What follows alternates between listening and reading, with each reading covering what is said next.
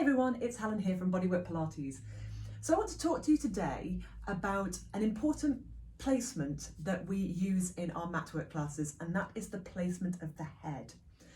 So obviously we have a certain amount of curvature in the spine, and that includes a little inward curvature at the back of the neck. And then we slightly curve out around the upper back area.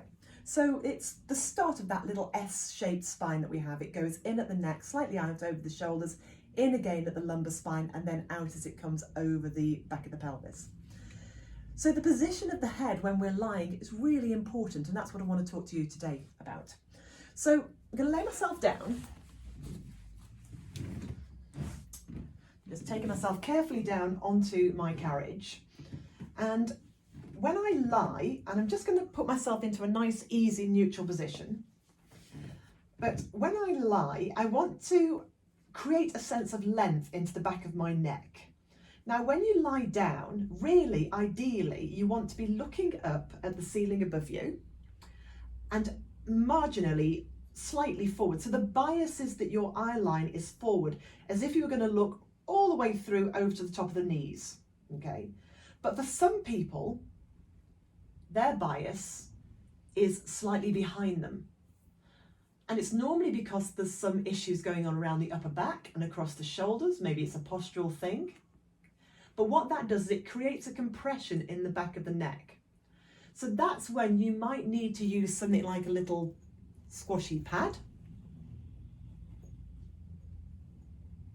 just to allow the chin to soften down, or maybe just something like a small folded towel is sufficient, but it should just be enough that it allows you to nudge your chin down. And that's all it needs to be. Now, if you have anything significant behind the back of the head, then obviously we would take that out before we came to do something like shoulder bridge that brought us up towards the neck. But just in lying, then using a little something just to allow you to nudge the chin down. And it's not about jamming your chin down into the chest. It's just about easing the base of the skull away from your shoulders. Your shoulders, of course, will gently just glide down. So that will be nice and relaxed there. The chest is open. And again, with some serious posture issues, it might be difficult even to get the arms down. So it might be that we then have to adjust the position of the arms. But if we just focus into the neck and assume we can relax those shoulders, it is that sensation of just allowing a little bit of length to open up in the back of the neck, just nudging the base of the skull away from the shoulders, opening up those spaces in the cervical spine. The gaze is up and slightly forward rather than up and slightly back.